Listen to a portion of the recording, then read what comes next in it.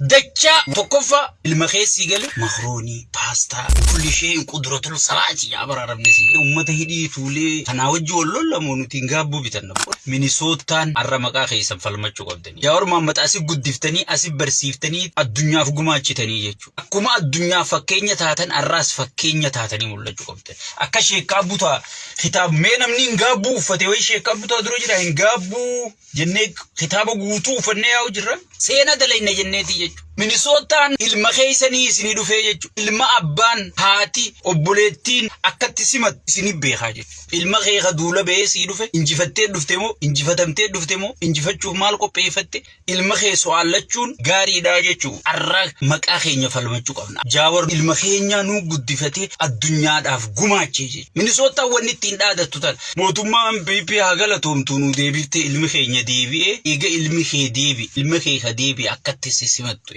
Akkatti simattu nagar dacha waan amma dura Awurooppaa fi kana hunda keessa deemaa ture dachaadhaan agarsiisu qabda Minnesootaa tokkoffaa ilma keessii gale lammaffaa hayyuu keessii dhufe sadaffaa hayyuu Itoophiyaa guutuu dhufe afraffaa Afrikaa dhufe addunyaa nama addunyaa tanarra deemee waa xiinxaluu ture nama beeytota addunyaan tun qabdurra waa barachuu ture ilma gartee waa hunda wali qabatee sii dhufe waan ta'eef Minnesootaa akka itti simattu maqaa kee akkatti falmattu arras ilaallaa jechuudha saniifuu warri horee akka beekamu gaalaal isin yeroo hunda makroonuma qofan dhiyeessinaala makroonii paastaa ruuza haza wal injeera haza wal xilwa kulli shay'in qudratul salaati yaa bara rabni si galee mallattuun gartee hudduu gurguddootuun gartee eeybarraa jechuudha afaan Oromooti sheeka abuta afaa dura deemanii yoggi waa sosossoosu dubra waa sosossoosu kana ka'onnee nu kaase akka gartee hingaabuu kana gartee dachaan binnu nu godhu ichirra kaayaa malee gartee ummata hidhii tuulee ija keessa ummata laalu sanaa wajji wallolla moonuti hingaabuu bitanna warri horee hunda maqaa yeroo hunda uggiin isinitti